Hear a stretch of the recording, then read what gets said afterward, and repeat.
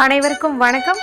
இந்த பதிவில் நம்ம எதை பற்றி பார்க்க போகிறோன்னு தெரிஞ்சுக்கிறதுக்கு முன்னாடி மறக்காமல் நம்ம சேனலை சப்ஸ்கிரைப் பண்ணிக்கோங்க. கூடவே பெல் பட்டனையும் கிளிக் பண்ணிவிட்டு ஆளுங்கிற ஆப்ஷன் கொடுத்துட்டிங்கன்னா நான் போடுற வீடியோக்கள் எல்லாமே மிஸ் ஆகாமல் நோட்டிஃபிகேஷனில் வந்துடும். இந்த பதிவு மிக மிக முக்கியமான பதிவுங்க. யாருடைய வாழ்க்கையிலெல்லாம் தீர்க்க முடியாத பல பிரச்சனைகள் இருக்குதோ, அது கடனாக இருந்தாலும் சரி, கஷ்டங்களாக இருந்தாலும் சரி, கவலைகளாக இருந்தாலும் சரி, ஒரு மன உளைச்சலாக இருக்குது அப்படின்னாலும் சரி, எப்பேற்பட்ட பிரச்சனைகளாக இருந்தாலும் அதெல்லாம் தீர்வதற்கு இந்த வீடியோவில் உங்களுக்கு ஒரு பரிகாரம் சொல்கிறேங்க. மேலும் இதை செய்வதன் மூலமாக உங்களுடைய நிறைவேறாத விருப்பங்கள் கூட நிறைவேறும். நீங்கள் எது ஆசைப்பட்டிருந்தாலும் சரி, சொந்தமாக வீடு அமையணும், இல்லை ஒரு இடம் வாங்கணும்னு ஆசைப்பட்டாலும் சரி, இல்லை வாகனம் வாங்கணும், நல்ல வேலை கிடைக்கணும், அதுவும் கவர்மெண்ட் ஜாப்பாக கிடைச்சா நல்லாயிருக்கும் அப்படிங்கிற மாதிரி நினச்சிங்கனாலும் சரி, திருமணம் நல்ல இடத்துல அமையணும், குழந்தை பாக்கியம் சீக்கிரமாக கிடைக்கணும் அப்படின்னு எதுவாக இருந்தாலும், எப்பேற்பட்ட பிரார்த்தனைகளாக இருந்தாலும் நீங்கள் இந்த நாளில் முன் வச்சிங்கன்னா கண்டிப்பாக கிடைக்கும். ஏன்னா ஒரு சில தெய்வங்கள் கிட்ட நம்ம ஒவ்வொரு கோரிக்கையை தான் முன் வைக்கிற மாதிரி இருக்கும். இந்த வழிபாடு இந்த கடவுளுக்கு பண்ணும்போது நமக்கு இந்த பிரச்சனை தீரும் அப்படிங்கிற மாதிரி சொல்லுவாங்க. ஆனால் முருகப்பெருமான் வழிபாட்டை பொறுத்த வரைக்கும் நம்ம என்ன கேட்குறோமோ சகலத்தையும் அவர் நடத்தி தந்துடுவார் அப்படின்னே சொல்லலாம். அப்படிப்பட்ட முருகப்பெருமான் வழிபாட்டுக்கு உரிய ஒரு நாளாக தான் இந்த நாளானது அமைஞ்சிருக்குது. இன்றைக்கி ஆகஸ்ட் மாதத்தின் 14ஆம் தேதி, ஆடி மாதத்தின் 29ஆம் தேதி நிறைஞ்ச வியாழக்கிழமை. இந்த வியாழக்கிழமைங்கிறது மங்களத்தை தருகின்ற குரு பகவானுக்கும் பொன்னையும் பொருளையும் அள்ளி தருகின்ற குபேரர் வழிபாட்டுக்கும் ஏற்றதொரு நாளாக கருதப்படுது. மேலும் இந்த நாளில் நமக்கு தேய்பிரை சஷ்டியானது இருக்குதுங்க. அதுவும் ஆடி மாதத்தில் வரக்கூடிய தேய்பிரை சஷ்டி நம்முடைய கஷ்டங்கள் கவலைகள் எல்லாம் தேய வைக்கக்கூடிய ஒரு அற்புதமான நாள் அப்படின்னு சொல்லலாம். மேலும் வியாழக்கிழமை நாளில் இந்த சஷ்டி திதியானது இருக்கிறதுனால இதை நாம் குபேர சஷ்டி அப்படின்னு சொல்லலாம். இந்த நாளில் நிறைய பேர் விரதம் இருந்து வழிபாடு செய்வாங்க, விரதம் இருக்காமல் வழிபாடு செய்வாங்க. சில பேர் வெற்றிலை தீபம் ஏற்றுவாங்க. வெற்றிலை தீபம் ஏற்ற மாதிரி இருந்தால் எந்தெந்த தவறுகள் பண்ணக்கூடாது என்பது குறித்து ஒரு தனிப்பதிவு நம்ம சேனலில் இருக்குது.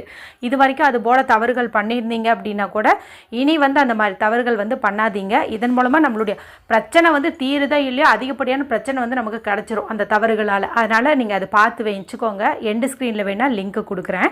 சரி, இப்போது இந்த பதிவை நம்ம தொடர்ந்து பார்க்கலாம்.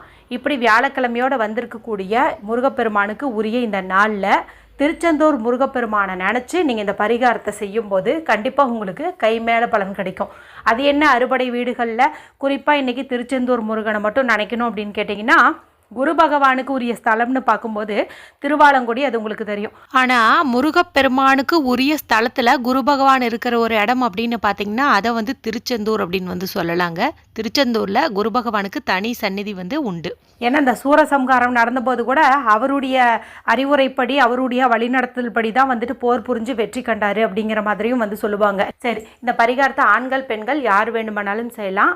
பெண்கள் பீரியட்ஸ் டைமில் இருந்தீங்கன்னா நீங்கள் செய்ய வேண்டாம். வீட்டில் இருக்கிற வேறு யார்ட்டையாவது சொல்லி செய்யுங்க. மேலும் வீட்டில் அசைவம் செஞ்சுருந்தீங்க, சாப்பிட்டுருந்தீங்கன்னா இந்த பரிகாரத்தை நீங்கள் செய்ய வேண்டாம். சரி, இது எந்த நேரத்துக்குள்ளே செய்யணும் அப்படின்னு பார்த்தீங்கன்னா, ராகு காலம் யமகண்டம் தவிர்த்து மற்ற நேரத்தில் நீங்கள் செய்யலாம். வியாழக்கிழமை ராகு காலம் அப்படிங்கிறது மதியம் 1:30 3 மணி. யமகண்டம் காலையிலேயே நமக்கு முடிஞ்சிருச்சு. நீங்கள் மாலை ஒரு 6 மணிக்கு மேலே இரவு 10 மணிக்குள்ளே இந்த மாதிரி கூட நீங்கள் இந்த வழிபாட்டை செய்யலாம். சரிங்களா? சரி, இதுக்கு தேவையான பொருள் என்ன, இது எப்படி செய்யணும் அப்படின்னு பார்த்தீங்கன்னா, முதல்ல இன்றைக்கி முருகப்பெருமான் படமோ இல்லை விக்கிரகமோ வச்சுருந்தீங்கன்னா அது நீங்கள் தூய்மைப்படுத்துங்க. விக்கிரகம் வச்சுருந்தீங்கன்னா முடிந்த பொருட்களால் அபிஷேகம் செய்யுங்க. குறிப்பாக தேனாலையும் பாலாலையும் அபிஷேகம் பண்ணுறது இன்னும் சிறப்பு. சரிங்களா? அந்த மாதிரி அபிஷேகம் பண்ணிக்கோங்க. படம் வச்சுருந்தீங்கன்னா பன்னீர் தொட்டு தூய்மைப்படுத்திக்கோங்க.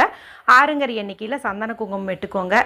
வேல் வச்சுருந்தீங்கன்னா வேலுக்கும் நீங்கள் இதே போல் அபிஷேகம் பண்ணிவிட்டு சந்தன குங்குமம் இட்டுக்கோங்க. அடுத்து ஒரு தீபமும் ஏற்றி வைங்க. நீங்கள் வெற்றிலை தீபம் ஏற்ற மாதிரி இருந்தாலும் சரி, இல்லை நீங்கள் சாதாரணமாக ஏற்றி வைக்கக்கூடிய தீபமாக இருந்தாலும் சரி, ஏதாவது ஒரு தீபம் ஏற்றி வச்சுட்டு முழுமுதற் கடவுளான விநாயகர் பெருமானை வேண்டிக்கிட்டு அதன் பிறகு முருகப்பெருமானை நினச்சிக்கோங்க. நான் இப்போ செய்யக்கூடிய இந்த பரிகாரம் எனக்கு பலன் கொடுக்கணும், என்னுடைய பிரார்த்தனையானது நிறைவேறணும்னு மனதார நீங்கள் இறைவனுக்கு நெருக்கமாக போய் வேண்டிக்கோங்க. அதன் பிறகு இதை செய்யுங்க. இது செய்யும்போது நீங்கள் வடக்கு திசை பார்த்த மாதிரி உட்காந்துக்கோங்க. சரிங்களா? இப்போ தீபம் எரியுது, நீங்கள் முருகப்பெருமான் படத்துக்கு முன்னாடி உட்காந்துக்கிறீங்க. வடக்கு திசை நார்த் ஃபேஸிங் பார்த்த மாதிரி உட்காந்துக்கிறீங்க. நல்ல நிலையில் இருக்கக்கூடிய ஒரே ஒரு வெற்றிலை எடுத்துக்கோங்க. இந்த வெற்றிலை காரிய சித்தி கொடுக்கும். அதனால் இதை நம்ம எடுத்துக்கணும். நல்லா ஃப்ரெஷ்ஷானதை எடுத்துக்கோங்க. சுத்தமான தண்ணியில் கழுவிட்டு ஒரு கிளாத்து வச்சு துடைச்சிக்கோங்க. இதெல்லாம் முன்னாடியே பண்ணிக்கோங்க. அடுத்தது வீட்டில் சந்தனம் வில்லையாக இருந்தாலும் சரி, பவுடராக இருந்தாலும் சரி, அது கொஞ்சம் நீங்கள் எடுத்துக்கோங்க. அது கூட ஒரு பிஞ்ச் அளவுக்கு மஞ்சள் தூள் வந்து போடுங்க. வீட்டில் பன்னீர் அதாவது ரோஸ் வாட்டர் இருந்துச்சு அப்படின்னா அதில் கொஞ்சம் வந்து மிக்ஸ் பண்ணிக்கோங்க. பன்னீர் இல்லாதவங்க தண்ணீரையே லைட்டாக கொஞ்சம் ஊற்றி மிக்ஸ் பண்ணிக்கோங்க. இப்போ இதை வந்து நல்லா கலந்துக்கோங்க. கொஞ்சம் கெட்டியாகவும் இருக்கணும், ஓரளவுக்கு இதாகவும் இலகுவாகவும் வந்து இருக்கணும். அது மாதிரி கொஞ்சம் பார்த்துக்கோங்க. பேஸ்ட் மாதிரி வந்து ரெடி பண்ணி வச்சுக்கோங்க. சந்தனம் வந்து முருகப்பெருமானுக்கு உகந்த பொருள், அதனால் அதை எடுத்துக்கிறதுக்கு தான் முயற்சி பண்ணுங்க. அது கூட கொஞ்சம் வந்து நீங்கள் மஞ்சத்தூள் கலந்துக்கலாம். ஆனால் எங்ககிட்ட சந்தனமே இல்லை, ஆனால் நாங்கள் இந்த பரிகாரத்தை செய்யலாமா அப்படின்னு கேட்டிங்கன்னா இந்த முறை நீங்கள் மஞ்சளை வச்சு செஞ்சுக்கோங்க. ஆனால் எப்போதுமே வீட்டில் சந்தனம் வந்து ஒரு துளி அளவாவது வாங்கி வச்சுக்கிறது நல்லது. சரிங்களா? இப்போ இந்த பேஸ்ட்டு ரெடி பண்ணிட்டீங்க.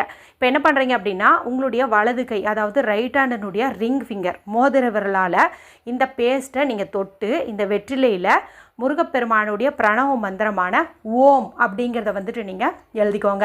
விரலால் எழுதுறது நல்லது. ஒரு சிலர் பார்த்திங்கன்னா குச்சியில் எழுதணும் அப்படிங்கிற மாதிரிலாம் சொல்லுவாங்க. ஆனால் குச்சியில் எழுதுறத விட நம்மளுடைய விரலால் எழுதுறது தான் ரொம்ப ரொம்ப சிறப்பு. அதனால் விரலை பயன்படுத்திய ஓம்ங்கிற பிரணவ மந்திரத்தை இந்த வெற்றிலையில் வந்து எழுதிக்கோங்க.